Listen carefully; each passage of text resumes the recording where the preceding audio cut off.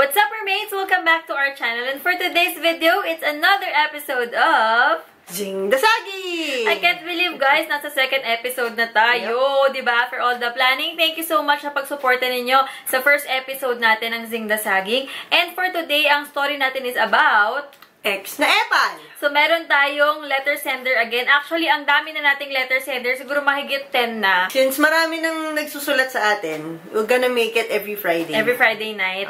Meron tayong Zing the Saging episode. At salamat sa suporta ninyo na naging posible itong episode na to. We're so excited about it. Ayan guys, sabi nga ni Zing kanina, yung topic natin today is about mga ex na epal. Marami makaka-relate dyan for sure. So, ayan. Kung interesado kayong malaman more about this case ng ex na epal, keep on watching.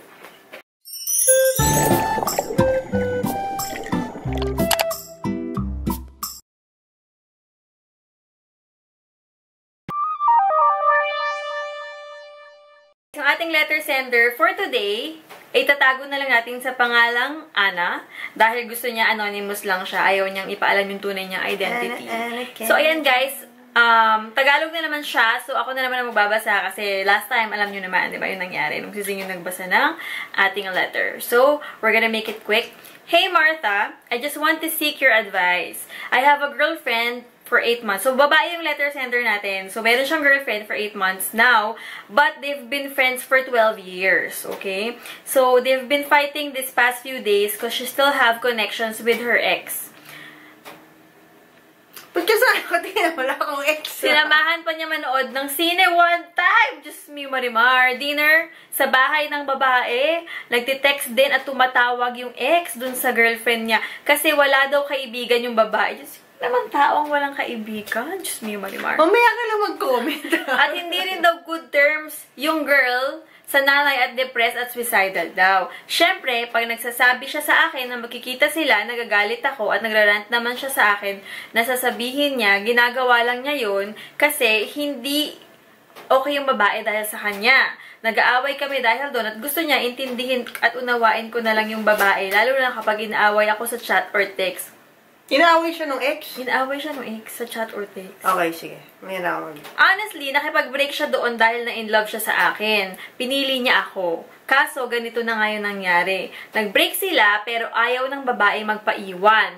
So, ganyang sitwasyon namin. Tuwing magkasama kami, tatawag yun ng tatawag. Oh my God. At e-eksena pag pauwi na kami. I have no one to share this with. I thought maybe you can relate to what I'm experiencing kahit konti. I just don't know what to think and do anymore. Should I be more patient and understanding or am I making a fool out of myself? Yun na yun. Out of myself. 12 years silang friends. Ana. Ang masasabi ko lang sa'yo. You should talk to your, Talk to your girlfriend. Kasi, honestly, siya yung may control ng lahat ng yan. Totoo yun. Ana. Kasi, siya yung nasa gitna. Diba? Ninyong dalawa. Ayoko mag-judge kasi hindi ko naman talaga alam kung anong activity yung ginagawa nila pag nanonood sila ng sine, pag kumakain sila doon sa bahay ng girl. Naman, hindi. At inaaway-away ka nung ex. Kasi parang for me, something kapag inaaway. Oo. Kasi kaso nga lang sabi nga suicidal and depressed eh. Sometimes kasi syempre kapag merong, not naman in general na tayo, na parang syempre kapag may pinagdadaanan, medyo emotional ang isang tao. You should understand that. Actually, factor din yun. Ang weird lang nung ginagawa niya, kasi sige, andun na tayo, ayaw niyang makipaghiwalay dun sa girlfriend ni Ana, kaya humahabol siya. So, yun yung term, humahabol siya. Diba? Alam niya kasi siguro na, syempre, tayo namang lahat mahirap. Parang siguro, dahil yun nga yung nangyari, diba? Parang may guilt feeling kasi yung girlfriend niya. Kasi kaya daw naging ganun yung ex niya because iniwanan niya. So siguro, since nagigilty siya, gusto niyang tulungan. Pero doon si ex, syempre, ting, nagkaroon na idea na, oy, may hold pa ako dito. So, I'll use that force para, kumbaga, maano mo siya, mahila mo siya doon sa side mo. Parang gano'n.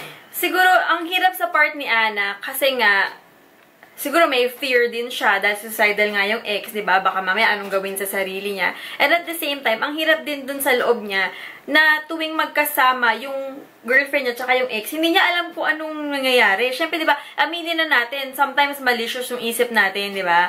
Pag nanonood ng sine, dalawa lang sila. Dami ng mga thoughts. Dami ng thoughts na naglalaro sa isip mo. Siguro, ang ma-advise ko, pinaka-perfect dyan is to communicate with your girlfriend na sabihin mo it makes you feel uncomfortable. Sinabi na niya. Ako yung, di ba, yun nga.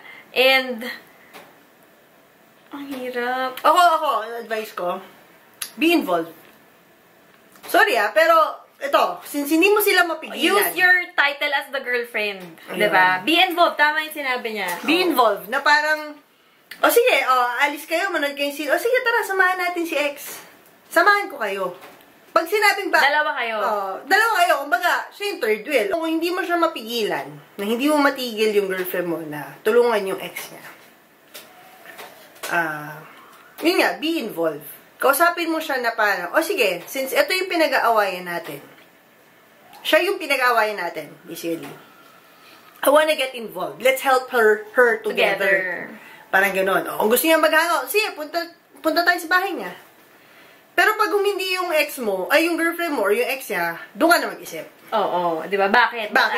Siguro pwede nga dahilan ng ex na mas lalo siyang madedepress pag nakita niyang magkasama si Ana tsaka yung girlfriend. So, yun yung mali dun kasi, parang, by the girlfriend of Ana hanging out with the ex and, giving her whatever she wants, binibigyan niya pa ng pag-asa yung ex. So, pwede pang maagaw siya kay Ana. Kasi parang, ang nangyayari, dinidisregard ni girlfriend si Ana, ang pabor na pupunta kay ex, which is dapat hindi na yun mangyari kasi ex ka na, girl.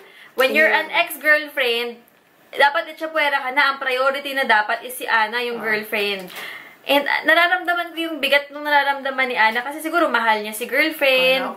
And hindi, mahal niya si girlfriend and gusto niyang intindihin the best way she can. Pero, yun nga, syempre, ba't ka inaaway-away nung ex? Parang, confront the ex din. Siguro in a nice way, Ana. Confront mo si ex na parang, bakit ganyan yung attitude mo towards me? Hinahayaan ko nang tulungan ka ng girlfriend ko, diba? Parang, I know, kasi ang sabi ni Ana, kaya daw iniwan si girlfriend, si ex, is para sa kanya. Siguro nandun nanggagaling yung bitterness ni ex. Ba't siya inaaway-away? Siguro para ka ex, kundi dahil sa'yo, kami pa rin hanggang ngayon. Pero tas parang pinapa-feel niya kay Ana na parang she still has the hold. The hold and the power. Sa girlfriend. So, competition yung nangyayari dyan, Ana. Parang feeling ko nakikipag-compete sa'yo si ex na parang kahit inagaw mo na siya sa akin, meron pa rin akong hawak sa kanya. But they're friends for 12 years. Ayun nga. Baka may jealous factor na rin yung si ex. Kasi siguro, syempre, involved ka na sa kanya the time na naging sila eh. Kasi kung 12 friends kayo for 12 years, ibig sabihin, nandun ka. Nung panahon na sila. Tama? So, yun nga. Kung kinausap mo, tapos, for sure, sasabihin niya ng girlfriend mo, wala namang mali siya yun. Kasi, if you can see, pinagpalit ko na nga siya sa'yo eh. Ikaw yung pinili ko. Malamang for sure yung sasabihin niya. Feeling ko lang. Pero, hindi pa rin na-justify yun doon sa ginagawa niya sa'yo. Actually. Hindi siya ma-justify. Oo, in a way, parang saying those words, dapat maging, confident or magiging, what do you call this? Parang, Secured ka na. But the thing is, yung actions kasi medyo tricky kasi. So, mas maganda na lang, the best thing you can do is, since hindi mo sila mapaghiwalay, sumama, get involved. Kapag, yun na, mapaisip ka na kapag, yun na nga, hindi siya ayaw ng girl. For sure, yung ex nga, hindi yan. That's for sure. Yung ex niya. Meron akong parang, may gumano lang sa akin dun sa letter niya. Tuwing magkasama daw sila, tatawag si ex. At e-eksena pag pauwi na sila. Meaning, pag pauwi na sila, bilang papasok sa picture si ex, siya naman yung kasama ng girlfriend. Kasi pauwi na sila. Kumbaga, tapos na yung time mo sa kanya, akin naman. Parang ganun yung nangyayari. Ganun ba yun? Ang nagtingling lang talaga sa akin is, paano nalaman ni ex na magkasama sila? Ibig sabihin, nagre-report yung girlfriend mo sa kanya, alam na magkasama kayo.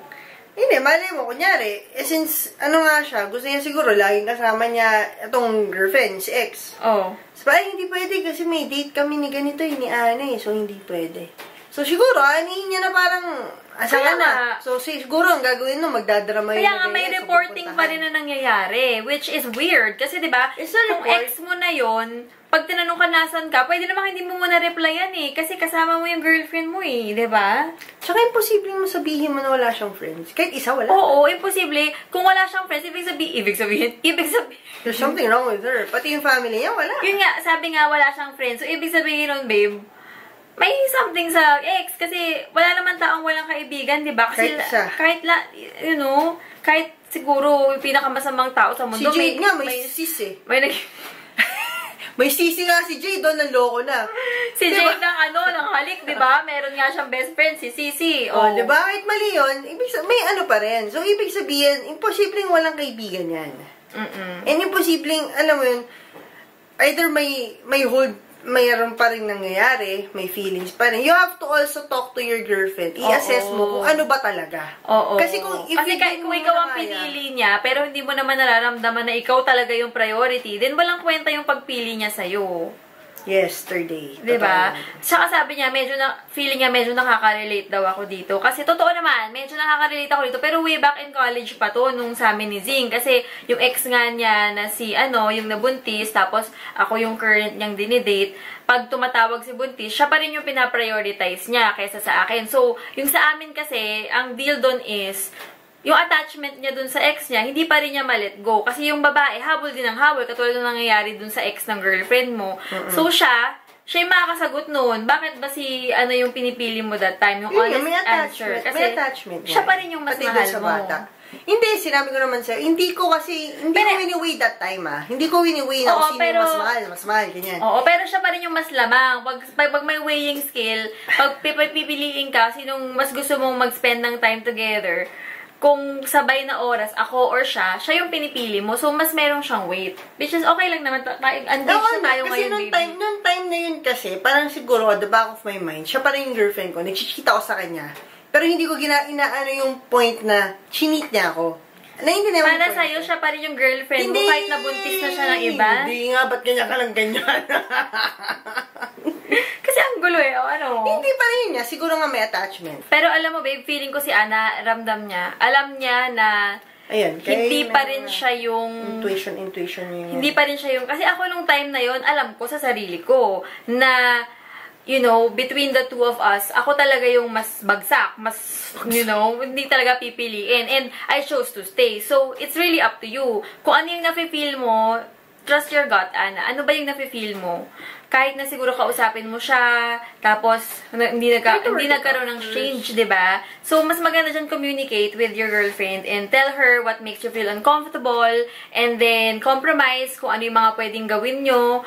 Like, if humindi siya na, siguro, for Ana, mas maganda na cut communication with the ex, diba? Kasi yun naman talaga yung normal na... Make it gradual nga eh. Yun naman talaga yung normal kasi when you're with someone, pag may ex na siya, wala na yun, di ba? Pero since special case nga to kuno-kuno, dahil nga whatever, di ba? Yung reason. May hugot si Martha, guys. Kung hindi pa rin mag-work yun, yung maayos sa pag-uusap, communication with your girlfriend, tapos hindi niya mabigay sa'yo yung gusto mo mangyari, na respeto lang sa'yo sa girlfriend, then it's time to think twice probably sa relationship. Bakit ganon? So probably... ask for honesty from your girlfriend kung ano ba talaga, kung ikaw ba talaga yung mahal niya, or meron pa siyang hang-ups kay ex, kasi kung ganun, give her time, diba? Feeling ko may guilt feeling lang, pero siya yung mahal. Pero, you also have to think about yourself. Yun lang. Kasi parang, kung ikaw yung lugi sa bandang huli, kahit sabihin niya na mahal ka niya, pero hindi mo naman nafe-feel na gano'n, na ikaw yung priority. You have to, you have all the right to demand, kasi ikaw yung girlfriend, una-una. Yun nga, tama. You have the power to do that eh. So, kung hindi pa rin yung get involved, makausap mo si ex niya, makausap mo yung partner mo, hindi pa rin. Yun nga, it's time for you to think kung kaya mo bang magstay, it's your choice eh. If you want to stay, kung kaya mo to live on that kind of situation for the longest time, it's fine. It's your life. Pero kami, syempre, hindi naman namin pwedeng sabihin sa'yo na ganun kadali lang na iwanan mo. Kasi syempre, una-una, may friendship na tayo pinag-uusapan. Oo, 12 years, diba? Ayun, kung 12 years hindi naman yung siguro iiwanan, pero diba, parang yung romantic relationship nila, it's time to think twice about that. Kung hindi mo naman na-feel na ikaw yung girlfriend. Dahil nga, parang kung yung ex pa rin yung pinipili and everything, diba? Parang ang hirap naman ng sitwasyon ni Ana. Kasi sa sitwasyon na to, siya yung may karapatan. Kasi siya yung pinili. All the right. Number 1, siya yung pinili. Number 2, siya yung girlfriend. Diba? So, wala akong na ganyan. Guys, kaya hindi ko lang sa show kumukuha ng hugot. Hindi. For sure ako, hindi sa akin Hindi naman kumukuha ng hugot. Pero kasi I feel for Ana na nakakagigil sa part niya. Kasi nga, syempre, diba? Pero, I'm putting myself in her shoes. Yeah, I know. I understand. Diba? Kung 12 years na kayong, I know, it's hot. Kung 12 years na kayong friends, for sure, kilala mo na yung personality ng girlfriend mo. So, start from there na i-weigh mo kung ano ba talaga. Siguro wala siyang courage to, siguro to admit na mahal pa rin yung ex niya. Siguro ikaw na lang din yung hanggat maaga pa, at hanggat hindi pa ganun kalalim, ka-deep yung hurt, or ganun ka-deep pa yung ma-hurt mo pag nag-iwalay kayo. And sing the friendship. Naniniwala ko, everything will be parang, hindi naman fixed, pero lahat yan madadaan sa pag-uusap ng with all honesty. So, you need to talk kayong dalawa. Kung gusto nyo, 3 pa kayo. Mag-usap-usap kayo kaharap ng ex. Para at least malinaw. Malinaw yung magiging setup. Ano ba talaga yung feelings. Ang weird kasi may setup. Wala dapat setup. Kasi you have all the right. Girl, you're the girlfriend. Ayun nga. Kayo guys. So, kami ni Zing yung advice namin. Kayo guys, sa mga nanonood sa atin sa Sing the Zagging, comment kayo down below please ng advice nyo for Ana. Alam ko magbabasa siya ng comments kasi mas maganda, mas maraming na kukuhanan ng advice. Iba-ibang opinion, di ba? May mga nakaka-relate dyan, may napunta sa sitwasyon na yan dati at ito yung ginawa nila. So, comment lang kayo down below guys. So, ayun nga. Ang ating episode 2 ng Zing the Zagging, ang case ng Epal na ex. So, ayan guys. Thank you so much for watching. And thank you sa lahat na nag-email. If you want to submit your entry for the Zing the Zagging series, please email us at marthajonty@gmail.com. Diba? We're reading all your stories, guys. Ayan guys. This is the end of our video for today. Thank you so much for all your support. We love you all. God bless. Bye.